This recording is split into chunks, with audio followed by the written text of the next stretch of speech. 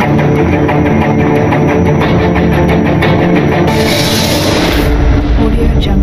students, welcome to Chennai IAS Academy. நம்ம சொன்ன மாதிரி பார்த்தீங்கன்னா டெஸ்ட் பேட்ச் வந்து கண்டக்ட் பண்ணுறோம் சொல்லியிருந்தோம். அதன் அடிப்படையில் டெஸ்ட் பேட்ச் வந்து ஜூன் 1ஆம் தேதி வந்து கண்டக்ட் பண்ணுறோம். இப்போ வந்து நீங்கள் நிறைய பேர் ஆஸ்பிரேஷன் இருப்பீங்க சொல்லியிருந்தேன். நீங்கள் எதை பற்றியுமே தயங்க வேணாம், ஓகேங்களா? நீங்கள் ஒரு என்ன சொல்கிறது, ஒரு மினிமம் கட் ஆஃப் நம்ம என்ன சொல்லியிருந்தோமோ அதை தாண்டி வந்துடுச்சுனாலே நீங்கள் தாராளமாக படிக்க ஸ்டார்ட் பண்ணுங்கள். இன்னமும் நிறைய பேர் கட் ஆஃப் எவ்வளோ இருக்கும், நான் படிக்கலாமா வேணாமா, படித்து வேஸ்ட் ஆகிருமோ என்னமோ, எதை பற்றி நீங்கள் கன்ஃபியூஸ் ஆகிடாதீங்க. தாராளமாக படிக்கிறாங்க. ஏன் வந்து அப்படி சொல்கிறேன் அப்படின்னா, நீங்கள் அதிகபட்சம் ஃப்ரெஷர்ஸாக இருந்தீங்கன்னா, அதாவது இப்போ காலேஜ் முடிச்சது, போன வருஷம் காலேஜ் முடிச்சு வந்தவங்களா இருந்தால், நீங்கள் குரூப் 2 மெயின்ஸுக்கு படிக்கிறது இந்த குரூப் 2 மெயின்ஸோட முடிய போகிறது கிடையாது. அது குரூப் 1க்கும் யூஸ் ஆக போகுது. அது ஞாபகம் வச்சுக்கோங்க. அதுக்கப்புறம் நீங்க இந்த வருஷம் என்னால் படிக்க முடியாது, நான் குரூப் 4க்கும் ஃபோக்கஸ் பண்ணணும் அப்படின்னு சொல்லிட்டு நீங்க தளர விட்டீங்கன்னா, அடுத்த வருஷமும் கண்டிப்பா குரூப் 2 வரும். அதுவும் இதே பேட்டர்ன் தான் இருக்கும். அதை ஞாபகம் வச்சுக்கோங்க. அடுத்த வருஷமும் கண்டிப்பா குரூப் 2 எக்ஸாம் வரும். அதுவும் சேம் பேட்டர்ன் மெயின்ஸ் இருக்கும். அப்போ வந்து நீங்க புதுசா படிக்கிற மாதிரி ஒரு ஃபீலை உண்டு பண்ணும். அதனால நீங்க எதை பத்தி தயங்காம இப்பவே நீங்க மெயின்ஸை ஒரு படிக்கிறதுக்கு ஒரு இனிஷியேட், நீங்க பாஸோ ஃபெயிலோ அதெல்லாம் மறந்துடுங்க, ஓகேங்களா? நீங்க படிப்பதை ஸ்டார்ட் பண்ணிட்டீங்கன்னா, நீங்க பாஸ் ஆனீங்கன்னா சந்தோஷம், நீங்க இதை அப்படியே கண்டினியூ பண்ணுங்க. ஃபெயில் ஆகிற பட்சத்திலையும் நீங்க கண்டிப்பா கட் ஆஃப் வராத பட்சத்திலையும் மனசு தர விடாம இதை மெயின்ஸை வந்து ஒரு டெய்லியும் ஒரு 4 மணி நேரம் வந்து குரூப் 4 படிக்கிறீங்கன்னா, ஒரு 2 மணி நேரம் மெயின்ஸ்க்காக ஒதுக்கிக்கோங்க. மெயின்ஸுக்கு படிச்சுட்டு நீங்க என்ன பண்ணுங்கன்னா, அதை அப்படியே எங்க கிளாஸ் நடக்கக்கூடிய டெஸ்ட்டே அட்டன் பண்ணுங்க. இந்த டெஸ்ட் உங்களுக்கு பயனே தான் போக கிடையாது. நீங்க அடுத்த வருஷம் நடக்கக்கூடிய குரூப் 2 எக்ஸாம் இதை எழுதி நீங்க அதை ப்ராக்டிஸ் வச்சுக்கலாம். அல்லது இந்த வருஷமே நடக்கக்கூடிய குரூப் 1 எக்ஸாம், கண்டிப்பா எல்லாரும் குரூப் 1 எக்ஸாம் வந்து எல்லாருமே அப்ளை பண்ணுவீங்க. ஏன்னா குரூப் 2 மாதிரி தான் அதுக்கும் பேட்டர்ன். மெயின்ஸ் வந்து கொஞ்சம் டிஃபரா ஒரு சில சப்ஜெக்ட் மட்டும். அப்போ இந்த சப்ஜெக்டை நம்ம அங்கே யூட்டிலைஸ் பண்ணிக்கலாம். அதனால ஞாபகம் வச்சுக்கோங்க. அதனால நம்ம படிக்கிறது எப்பவுமே வேஸ்டே ஆகாது. ஞாபகம் வச்சுக்கோங்க. நீங்க எப்பவுமே நம்ம ஸ்கூல்ல இருந்தே படிச்சிருப்போம். ஸ்கூல்ல எதுக்குன்னு தெரியாம ஒரு சில விஷயங்கள்லாம் படிச்சிருப்போம். ஆனா நம்ம இதுக்கு வந்து வாழ்க்கையில வந்து இப்போ வரைக்கும் யூஸ் ஆகும். அது நம்ம எக்ஸாம் பாயிண்ட் ஆஃப் யூஸ் ஆகும், ஓகேங்களா? அதனால நான் கட் ஆஃப் இவ்வளவு அவ்வளவு எதை பத்தி யோசிக்காதீங்க. படிக்க இறங்கினதுக்கு அப்புறம் எதை பத்தி யோசிக்க கூடாது, ஓகேங்களா? அப்போ குரூப் 4ஐயும் என்னால ஃபோக்கஸ் பண்ணணும், குரூப் 2ஐயும் நான் ஃபோக்கஸ் பண்ணணுமே சார், எப்படி சார்? பாருங்க, குரூப் 4ம் நான் ஃபோக்கஸ் பண்ணணும், குரூப் 2 மெயின்ஸும் நான் ஃபோக்கஸ் பண்ணணும். அது என்னால முடியுமா சார் அப்படின்னு கேட்குறீங்க, ஓகேங்களா? ஏன்னா அதுவும் வந்து ஒரு டவுட் தான். குரூப் 4ம் ஃபோக்கஸ் பண்ணிட்டு இதுவும் முடியாது அப்படிங்கிற மாதிரி நிறைய பேர் நினைச்சிருப்பீங்க. ஆனால் அது எந்த விதம் டவுட் பண்ண வேண்டிய தேவையில்லை. ஏன்னா குரூப் 4க்கு நம்ம ஆல்ரெடி இப்போ குரூப் 2க்கு படிச்சது தான் திருப்பி படிக்க போறீங்க. ஏதாவது புதுசாக படிக்க போறோமா? கிடையாது. அதே தமிழ், அதே புவியியல், அதே பாலிட்டி, அதே எக்கனாமிக்ஸ் புதுசாக படிக்க முடியாது. ஜஸ்ட் ரிவிஷன் தான் விட போறீங்க. இன்னமும் குரூப் 2க்கு இன்னைக்கு டேட்ல எண்ணிக்கை குரூப் 4க்கு எண்ணி பார்த்தீங்கன்னா 60 நாட்களுக்கு மேலே இருக்கு. அப்போ தாராளமாக கடைசி 30 நாள் நம்ம ரிவிஷன் பண்ணுறது பயன்படுத்திக்கலாம். இந்த 30 நாட்களை வந்து முழுமையாக குரூப் 2 மெயின்ஸுக்கு படிக்க ஆரம்பிங்க. அடுத்த ஒரு 30 நாளுக்கு அப்புறம் கொஞ்சமா மெயின்ஸ்க்குரிய டைமிங் கொஞ்சம் கம்மி பண்ணிட்டு அதுக்கப்புறம் குரூப் 4க்கு அதிக டைம் கொடுங்க, ஓகே? கொஞ்சம் கம்மி பண்ணிட்டு நம்ம ஒரே டே கொடுக்க. அதுக்கப்புறம் ஜூலை 24 நம்ம குரூப் 4 அட்டன் பண்ணி முடிச்சதுக்கு அப்புறம் நம்ம என்ன பண்ண போறோம்னா, முழு மூச்சாக நம்ம குரூப் 2 மெயின்ஸ் வந்து இறங்க போறோம், ஓகேங்களா? இந்த மாதிரி ஒரு விஷயத்தை வச்சுக்கோங்க.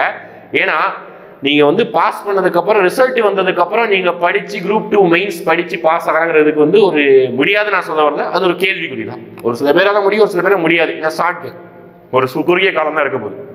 அப்போ நம்ம குரூப் 2 மெயின்ஸை நம்ம இன்னைக்கே நம்ம ஸ்டார்ட் பண்ணிட்டோம்னா கொஞ்சம் சுலபமா இருக்கும். இப்போ குரூப் 2 மெயின்ஸுக்கு என்ன தேவை அப்படின்னா, ரொம்ப பெரிய பெரிய விஷயங்களை படிச்சிருக்கணும், யூபிஎஸ் லெவலுக்கு படிச்சிருக்கணும், நிறைய இங்கிலீஷ் பேப்பர் படிக்கணும், எதுவும் தேவை. தமிழே எழுதணும், தமிழ் எலிஜிபிலிட்டியே இருக்குது. அப்போ நம்ம என்ன தேவைன்னா, ரைட்டிங் ப்ராக்டிஸ் ரொம்ப ரொம்ப முக்கியம். நம்ம எழுதிக்கிட்டே இருக்கணும் ஏகப்பட்ட விஷயங்களை. அப்போ ஒரு ஆன்சரை எப்படி ஸ்ட்ரக்சரைசேஷன் பண்ணணும் அது தேவை. அதுக்கப்புறம் பார்த்தீங்கன்னா, எந்த பாயிண்ட் தேவையோ அந்த பாயிண்ட் மட்டும்தான் எழுதணும், எல்லா பாயிண்டையும் டம்ப் பண்ணக்கூடாது. இப்போ எக்ஸாம்பிள், இஸ்ரோ வெளியிட்ட ஒரு ராக்கெட் பத்தி கேட்குறாங்க வச்சுக்கோங்க, சந்திராயன் 2 பத்தி கேட்குறாங்க அப்படின்னா, நமக்கு சந்திராயன் 2 பத்தி தெரிஞ்ச எல்லா ஃபேக்டையும் டம்ப் பண்ணக்கூடாது. எது தேவையோ அதை மட்டும், எந்த ஆண்டு வந்து லான்ச் பண்ணாங்க, அதை எதற்காக லான்ச் பண்ணாங்க, அதற்குரிய லேண்டர் என்ன, ரோவர் என்ன, எது தேவையோ அதை மட்டும் நீங்க எழுதுனீங்கன்னா தாராளமா மார்க் ஸ்கோர் பண்ணிட்டே போயிடலாம், ஓகேங்களா? இந்த எக்ஸாமுக்கு லாங்குவேஜ் ஒரு பேரியர் கிடையாது, அதை ஞாபகம் வச்சுக்கணும், ஓகேங்களா? எனக்கு இங்கிலீஷ் கொஞ்சம் வராது சார், இங்கிலீஷ்ல என்னால் எழுத முடியாது சார், தமிழ் எழுத முடியாது சார், எதுவும் பயப்படாதீங்க, ஓகேங்களா? நம்ம இன்ஸ்டியூட் வைக்கிற டெஸ்ட் சீரியஸ்லையும் பைலிங்குலா தான் நம்ம மெட்டீரியலும் கொடுக்க போறோம். அதே மாதிரி பாத்தீங்கன்னா, எந்த ஒரு மொழியா இருந்தாலும், அது இங்கிலீஷோ அல்லது தமிழோ எந்த மொழியா இருந்தாலும் நமக்கு தெரிய வர கருத்தை சுலபமாக தான் நம்ம வந்து எழுத போறோம். அப்படியே நம்ம இங்கிலீஷ்ல கிராமர்ல அப்படியே எழுதி வந்து ஒரு எஸ்ஐ தான் எழுத முடியாது. பாயிண்ட் போடுறீங்க, 1ஆம் நம்பர் பாயிண்ட் போடுறீங்க, ஒரு பாயிண்ட் சந்திராயன் 2 இந்த வருடம் விண்ணில் ஏவப்பட்டது, இது லேண்டர், இது ரோவர், இது இவ்வளவுதான் எழுத முடியும். வேற ஏதாவது எக்ஸ்ட்ரா ஃபேக்ட் எழுத போறோமா, இசு வாசி எதுவுமே நீ ஆட் பண்ணணும், ஹைஃபன் வச்சுட்டு எழுத ஆரம்பிச்சிருங்க. ஓகேங்களா? அப்போ இது வந்து எழுத வேண்டிய தேவையில்லை. லாங்குவேஜ் ஒரு பேரியர் கிடையாது, அதை ஞாபகம் வச்சுக்கோங்க. எல்லாருமே எழுதக்கூடிய ஒரு காமன் தேர்வு தான், அதை ஞாபகம் வச்சுக்கோங்க. இதுக்கப்புறம் இன்டர்வியூன்னு ஒரு ஸ்டேஜ் இருக்குது, அதை ஞாபகம் வச்சுக்கோங்க. இதுல நம்ம வந்து பாஸ் பண்ணதுக்கு அப்புறம் குரூப் 2 கிடைக்கும். ஆனால் நம்மளுடைய எய்ம் குரூப் 2 கிடைக்கும் போது, ஆனால் நம்மளுடைய எய்ம் வந்து இது கிடையாது, குரூப் 2 ஆஃபீஸர் ஆகக்கூடியது தான். ஓகே, ஒரு சப் ரெஜிஸ்ட்ராரோ அல்லது ஒரு என்ன சொல்றது ஒரு முனிசிபல் கமிஷனரோ இந்த மாதிரி பெரிய பெரிய ஒரு தேர்வுக்கு வந்து நீங்க எய்ம் பண்ணிக்கோங்க, அதை நோக்கி நம்ம போய்க்கலாம். ஓகேங்களா? இப்போ நம்ம டெஸ்ட் ஷெட்யூல் இந்த நம்ம இன்ஸ்டியூட்ல இருந்து வெளியிடப்பட்ட டெஸ்ட் ஷெட்யூல் வந்து நம்ம வெளியிட போறோம். இதோட அறிமுக வகுப்பு first of all TNPSC group 2 2A mains தேர்வுகள் நம்ம வைக்கக்கூடிய தேர்வுகள் கிட்டத்தட்ட 30 தேர்வு நம்ம வைக்கிறோம். பார்த்துருப்பீங்க 30 தேர்வுகள். அது என்ன சார் 10 + 17 + 3 தமிழ்லையும் பார்த்துருப்பீங்க. 10 அப்படின்னா தமிழ் எலிஜிபிலிட்டி இருக்குது, அதுக்கு மட்டும் நம்ம 10 தேர்வு கொடுக்க போகிறோம். தமிழ் எலிஜிபிலிட்டி நிறைய பேர் இங்கிலீஷ் மொழி படிச்சிருப்பீங்க, அது எலிஜிபிலிட்டி நம்ம வந்து கண்டிப்பாக பாஸ் ஆகணும். அது பாஸ் பண்ணாதான் எதுவே கொடுக்க போறாங்க. அப்படி பார்த்துட்டீங்கன்னா நம்மளுடைய பேப்பர் 2 எவாலுவேட் பண்ண போறாங்க. அப்போ 10 என்ன சொல்றது மெயின்ஸ் பேப்பர் 1 10 கொஸ்டின்ஸும் 17 கொஸ்டின்ஸ் பேப்பர் 2 தேர்வு. இது வந்து ஃபுல் டெஸ்ட், ஒரு 3 ஃபுல் டெஸ்ட். நிறைய இதுல வந்து நிறைய ஃபுல் டெஸ்ட் கேட்குறாங்க சார். ஏன் சார் 3 ஃபுல் டெஸ்ட் போதும்னா? தாராளமாக போதும். ஏன்னா நம்ம கையில் இருக்கிறது வெறும் 15 வாரம், அது ஞாபகம் வச்சுக்கோங்க. ஜஸ்ட் 15 வீக்ஸ் தான் இருக்குது. 15 வாரத்துக்குள்ள நம்ம படிக்க வேண்டிய எல்லா விஷயங்களையும் படிச்சுட்டு ஒரு 3 முழு மாதிரி, அட்லீஸ்ட் குறைஞ்சது 3 முழு மாதிரியாவது எழுதிடணும். இஃப் டைம் அதிகமான டைம் இருந்ததுன்னா தாராளமா எக்ஸ்ட்ரா நாங்க முழு மாதிரி தேர்வு கூட வைக்க ரெடியா இருக்கோம். ஓகேங்களா? அப்ப டோட்டலா இப்போதைக்கு 30 தேர்வுகள் நடத்தப்படுகிறது, அது ஞாபகம் வச்சுக்கோங்க. ஓகேங்களா? அப்ப தேர்வு இன்னமும் நிறைய பேருக்கு இந்த தேர்வு பேப்பர் 1 என்ன பேப்பர் 2 என்ன நிறைய கன்ஃபியூஷன்ஸ் இருக்கும். அப்ப இந்த கன்ஃபியூஷன்ஸ் எல்லாம் போகிறதுக்காக நம்ம ஜூன் 1 மற்றும் 5 இலவசமாக அறிமுக வகுப்பு வைக்கிறோம், அது ஞாபகம் வச்சுக்கோங்க. ஜூன் 1 மற்றும் 5 இலவச அறிமுக வகுப்பு. இது எல்லாரும் அட்டன் பண்ணிக்கலாம். ஓகேங்களா? தாராளமா எல்லாரும் வந்து அட்டன் பண்ணிக்கலாம். இதுக்கு ரிஜிஸ்டர் பண்ணணும் அப்படிங்கிற நினைக்கிறவங்க ரிஜிஸ்டர் பண்ண நினைக்கிறவங்க என்ன பண்றாங்கன்னா இந்த ஃபர்ஸ்ட் மொபைல் நம்பர் அதை என்ன வச்சுக்கோங்க. ஃபர்ஸ்ட் மொபைல் நம்பருக்கு உங்களுடைய ஹால் டிக்கெட் குரூப் 2 உடைய ஹால் டிக்கெட்டை உடைய சாஃப்ட் காப்பியை மட்டும் ஒரு போட்டோ பிடிச்சோ அல்லது சாஃப்ட் காப்பி இருந்தா அதை மட்டும் சென்ட் பண்ணிக்க. இது வந்து வாட்ஸ்அப் நம்பர், நோட் பண்ணிக்கோங்க. இதுக்கு மட்டும் நீங்க ஹால் டிக்கெட் மட்டும் சென்ட் பண்ணா போதும். நீங்க தாராளமா ஜூன் 1 மற்றும் 5 இலவச அறிமுக வகுப்பு வந்து நீங்க அட்டன் பண்ணிக்கலாம். ஓகேங்களா? இந்த 2 கிளாஸ்லையும் பாத்தீங்கன்னா ஈவினிங் ஆஃப்டர்நூன் நடக்கும் போது 2 கிளாஸ்லையும் எப்படி எக்ஸாம் வந்து நம்ம வந்து என்ன சொல்றது ஃபோக்கஸ் பண்ணணும், எந்த மாதிரி ஸ்ட்ரக்சரைசேஷன் பண்ணணும், இது எல்லாமே நம்ம சொல்லிட்டு போறோம். ஓகேங்களா? ஜஸ்ட் நம்ம வந்து என்ன சொல்றது எக்ஸாம்னா இது இப்படிதான் அப்படி மட்டும் சொல்ல போறது கிடையாது. எக்ஸாம் வந்து ப்ராப்பரா எப்படி ஸ்ட்ரக்சரைசேஷன் பண்ணணும், எந்த பென் யூஸ் பண்ணணும், இது எல்லாமே அந்த 2 கிளாஸ்ல தெளிவா நம்ம சொல்ல போறோம். நீங்க என்ன டவுட் இருந்தாலும் டைரக்டா கிளாஸ்ல இருந்து கேட்கலாம், தனிப்பட்ட முறையில வந்து தாராளமா கேட்கலாம். ஓகேங்களா? நம்மளுடைய லொகேஷன் தெரியும், சென்னை ஐஏஎஸ் அகாடமி. நீங்க கூகுள் மேப்ல சர்ச் பண்ணாலும் ஓகே தான். வேலூர்ல தினகரன் ஸ்டாப்பிங், அப்புறம் பாத்தீங்கன்னா அம்மா உணவுக்கு எதிராக. ஓகேங்களா? அப்போ அந்த இதை வந்து நமக்கு 2 நாள் ஜூன் 1 and 5 2 நாள் இலவச அறிமுகம் நடக்குது. முதல் வகுப்பு எப்போ தொடங்க போது பாத்தீங்கன்னா அதான் ஃபர்ஸ்ட் கிளாஸ் ஜூன் 1 இருந்து கம்மிங் வெனஸ்டே, இன்னைக்கு வெனஸ்டே, அடுத்த வெனஸ்டேல இருந்து நமக்கு வந்து தேர்வு ஸ்டார்ட் ஆக போது. தேர்வு டீடைல்ஸ் பார்த்துக்கோங்க. வேற ஏதாவது ஃபீஸ் டீடைல்ஸ் எக்ஸ்ட்ரா டீடைல்ஸ் எதுனாலும் இந்த 2 நம்பருக்கு நீங்க கால் பண்ணி தெரிஞ்சுக்கலாம். ஃபர்ஸ்ட் நம்பருக்கு நீங்க ஹால் டிக்கெட் சென்ட் பண்ணிக்கோங்க. ஓகேங்களா?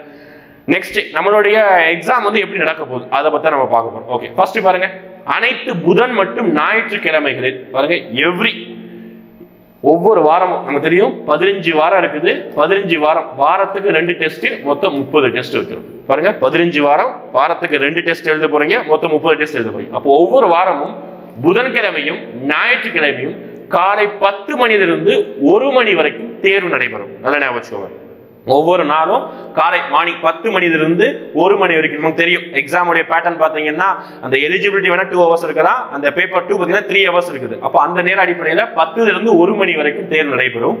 அதே மாதிரி அடுத்து அனைத்து புதன் மற்றும் ஞாயிற்றுக்கிழமை அதே டேலேயே மதியம் தேர்வுக்கான வகுப்புகள் மற்றும் வினாத்தாள் விளக்கம் தரப்படும். அதாவது இப்போ ஃபர்ஸ்ட் டே நம்ம புதன்கிழமை ஓரியன்டேஷன் ப்ரோக்ராம் நடக்குது, அதுக்கடுத்து வெள்ளிக்கிழமை ஒரு டெஸ்ட் நடக்குதுன்னா அந்த டெஸ்ட்டுக்குரிய கிளாஸ் எப்போ நடக்கும் அப்படி பார்த்துட்டீங்கன்னா புதன்கிழமை ஆஃப்டர்நூன் நடந்துடும். ஓகேங்களா? தெளிவா சொல்றேன், வெள்ளிக்கிழமை ஒரு எக்ஸாம் நடக்க போகுது, நமக்கு இன்ஸ்டியூட்ல ஒரு எக்ஸாம் நடக்க போகுதுன்னா அதுக்கு ஒரு கிளாஸ். ஏன்னா வந்து நீங்க வந்து சும்மா எக்ஸாம் எழுதிட்டு போங்க சொன்னா அது எங்களுக்கும் பயன் கிடையாது, உங்களுக்கும் பயன் கிடையாது. அப்போ அந்த எக்ஸாம் என்ன சிலபஸ் கொடுத்துருக்கிறோமோ அந்த சிலபஸ் நீங்க எப்படி படிக்கணும், எங்க நீங்க தேடி படிக்கணும், எப்படிதான் நீங்க ஆன்சர் சர்ச் பண்ணணும் அப்படின்னு சொல்லிட்டு நாங்க இன்னைக்கு ஞாயிற்றுக்கிழமை தேர்வுனா நம்ம புதன்கிழமையே மத்தியானம் 2ல இருந்து 4:30 வரைக்கும் கிளாஸ்லயே நாங்க டிஸ்கிரைப் பண்ண போறோம். அதுக்கு தனியா கிளாஸ் போட போறோம்.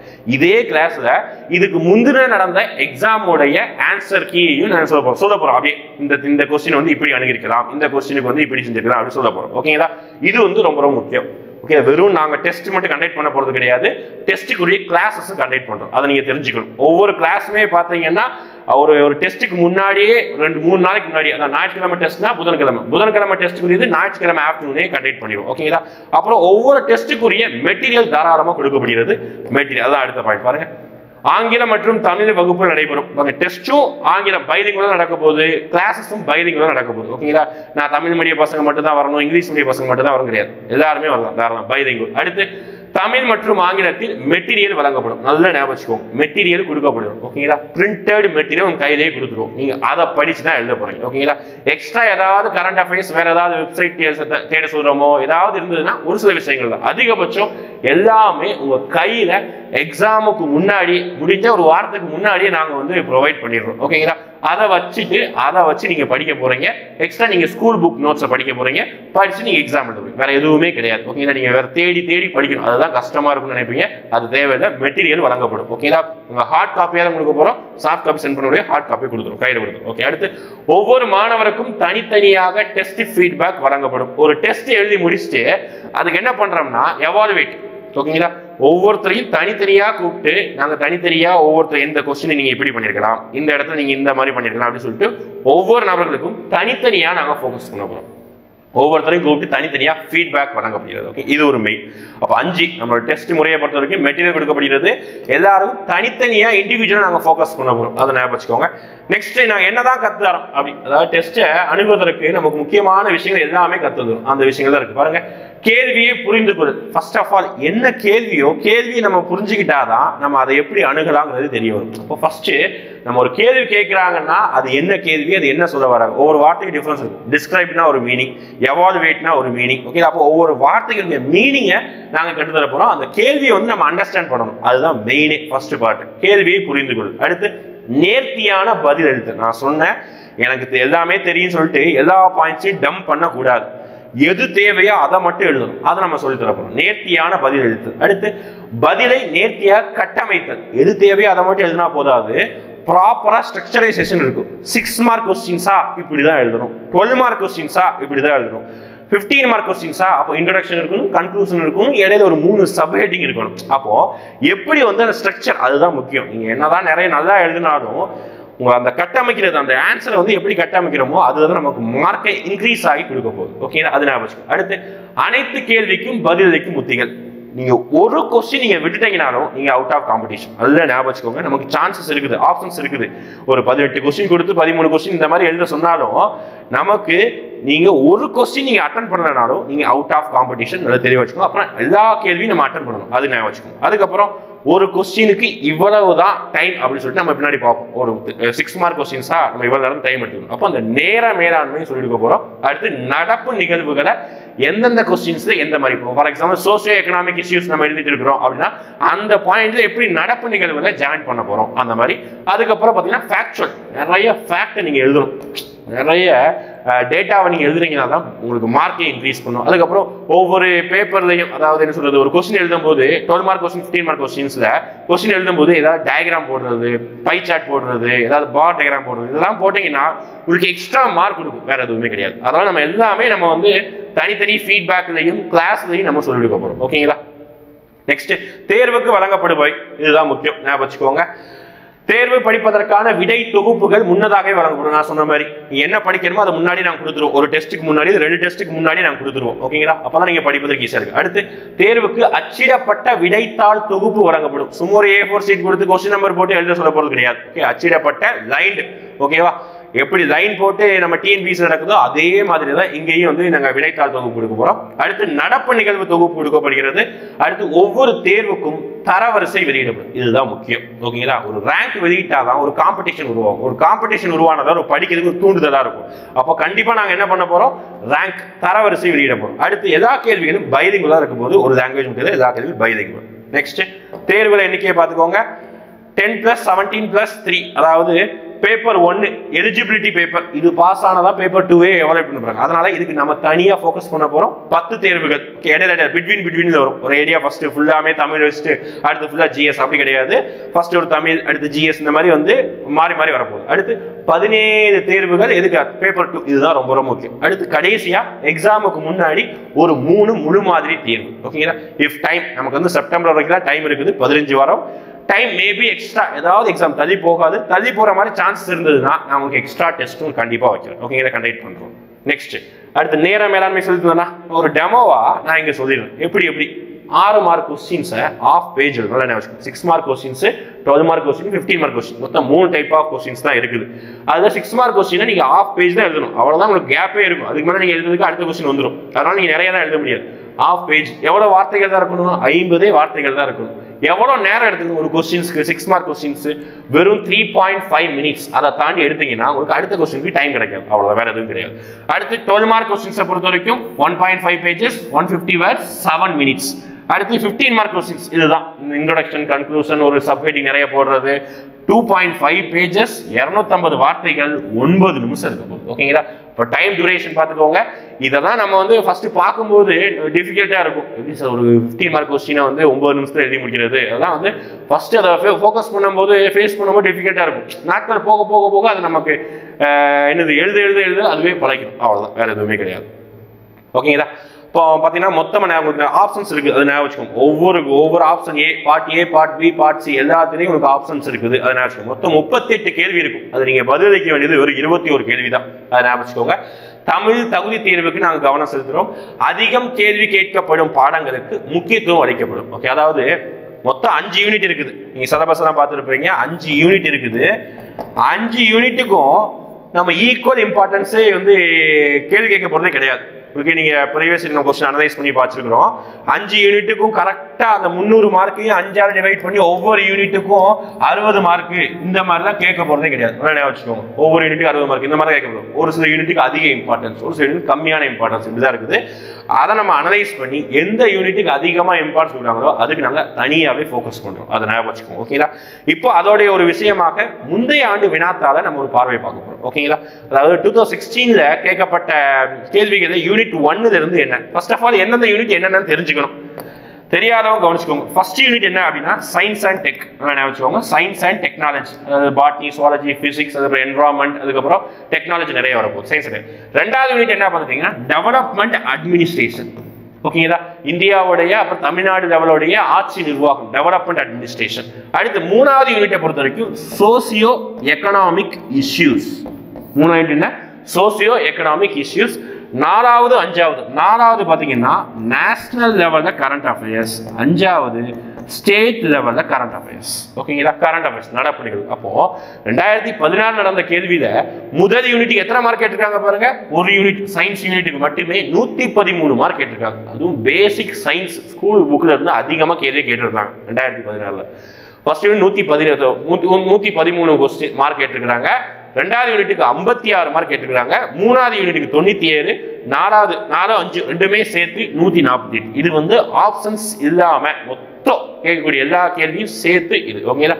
ப்ரீவியஸ் பேட்டர்ன்ல 3 மார்க் கொஸ்டின்ஸ் தான் இருந்திருக்கும். இப்போ நமக்கு வந்த பேட்டர்ன்ல 3 மார்க் கொஸ்டின்ஸ் கிடையாது. அது தெரியப்படுத்திக்கோங்க. அப்போ பாருங்க 2016 நடந்த கேள்வியில எதுக்கு அதிக இம்பார்ட்டன்ஸ்? சயின்ஸுக்கும் 2 யூனிட்டா இருக்கக்கூடிய கரண்ட் அஃபேர்ஸ்க்கும் அதிக இம்பார்ட்டன்ஸ் கொடுத்துருக்காங்க. அதை ஞாபகம் வச்சுக்கோங்க. ஓகேங்களா? அடுத்து நம்ம பார்க்க போறோம். இதெல்லாம் வந்து 2016 ட்ரெண்ட். அப்போ அதே ட்ரெண்ட் தான் சார் இப்போ இருக்குமா? கிடையாது. அப்பப்போ மாறிட்டே வருது. இப்போ அடுத்து என்ன வருது பாருங்க. 2018ல இதுதான் கடைசியா நடந்த ஒரு குரூப் 2 எக்ஸாம் அப்படின்னு பார்த்தீங்கன்னா 2018ல கால் ஃபார் வந்திருக்கும். எக்ஸாம் நடந்தது 2019 or 20ல தான் நடந்தது. ஓகேங்களா? யூனிட் 1ல பாருங்க அது இம்பார்ட்டன்ஸ் கம்மி ஆயிடுச்சு, 98 மார்க். யூனிட் 2ல 101, யூனிட் 3ல 109, யூனிட் 4 and 5ல 106. ஓகேங்களா? அப்போ இந்த மார்க் ஸ்டாண்டர்டா இருக்கு. இது கொஞ்சம் ஆசிலேஷனா இருக்கு. அதை ஞாபகம் வச்சுக்கோங்க. நெக்ஸ்ட் இது வந்து புதிய பேட்டர்ன், அதாவது 2022 மாடல் கொஸ்டின் சென்ட் பண்ணாங்களா. அதாவது இப்படிதான் மெயின்ஸ் இருக்கும், மெயின்ஸ் வந்து நிறைய கன்ஃபியூஷன் பண்ணி விட்டு நமக்கே குறப்படி ஆக்கி விட்டு இப்படிதான் இருக்கும்னு சொல்லிட்டு ஒரு மாடல் சென்ட் பண்ணாங்க. அந்த மாடல் கொஸ்டின் பேப்பர் தான் இந்த அளவுக்கு இருந்தது. ஓகேங்களா. யூனிட் 1ல 72 மார்க்ஸ் தான் கேட்டிருந்தாங்க. யூனிட் 2ல 117, அடுத்து யூனிட் 3ல 111, யூனிட் 4 and 5ல 72 மார்க்ஸ். அப்போ முக்கியத்துவம் ஃபர்ஸ்ட் எதுக்கு இருந்தது, இப்போ எது கம்மி ஆயிடுச்சு பாத்தீங்களா. அப்போ இதே மார்க் தான் சார் திருப்பி கேட்பாங்களா, அப்படி கிடையாது. கொஞ்சம் முன்ன பின்ன இருக்கும், ஆனா இம்பார்ட்டன்ஸ் கொடுக்க போறது பாத்தீங்கன்னா அவங்களுடைய இதுலேருந்தே தெரியுது, இந்த 2 யூனிட்டுக்கு அதிகமான இம்பார்ட்டன்ஸ் கொடுக்குறாங்க. ஓகேங்களா. அப்போ நம்ம இந்த 2 யூனிட்டுக்கு அதிகமான ஃபோக்கஸ் பண்றோம். அப்போ இந்த 2 யூனிட் தான் சார் படிக்கணுமா, இதை மட்டுமே படிச்சாலே போதுமாங்கிறது கிடையாது. எல்லா யூனிட்டையும் அட்டன் பண்ணணும். நீங்க நான் சொன்ன மாதிரி தான், ஒரு கொஸ்டினை நீங்க விட்டீங்கனாலும் நீங்க அவுட் ஆஃப் காம்படிஷன், அதை நீங்க ஞாபகம் வச்சுக்கோங்க. ஓகேங்களா. அப்போ நம்மளோட டெஸ்ட் சீரியஸ் பார்த்துருப்பீங்க. டெஸ்ட் சீரியஸோட ஷெட்யூல் பார்த்தீங்கன்னா நீங்க இலவச அறிமுக வகுப்பு வரும்போது எல்லாருக்குமே ஒரு பிரிண்டட் மெட்டீரியல் நம்ம தர போறோம். டெஸ்ட் சீரியஸ் நீங்க வரும்போது இலவச அறிமுகம் வரும்போது நீங்க அட்மிஷன் போடணும்னு ஆசைப்படுறவங்க பார்த்தீங்கன்னா தாராளமாக இந்த 2 நம்பருக்கு கான்டாக்ட் பண்ணிக்கலாம். இந்த ஃபர்ஸ்ட் நம்பர் வாட்ஸ்அப் நம்பர், உங்களுக்கு ஏதாவது டீட்டெயில்ஸ் வேணும் இதில் கேட்டுக்கோங்க. ஹால் டிக்கெட் சென்ட் பண்ணுங்க வர்றவங்க, ரெஜிஸ்டர் பண்றவங்க. தேர்வுகள் மேற்படி எந்த டவுட்டா இருந்தாலும் கமெண்ட் செக்ஷன்லயோ அல்லது அடுத்தடுத்து மூவ் பண்ணக்கூடிய எந்த செக்ஷன்லையோ அல்லது வாட்ஸ்அப்ல எதுனாலும் நீங்க வந்து டவுட் கேட்கலாம். ஓகேங்களா. தேங்க்யூ.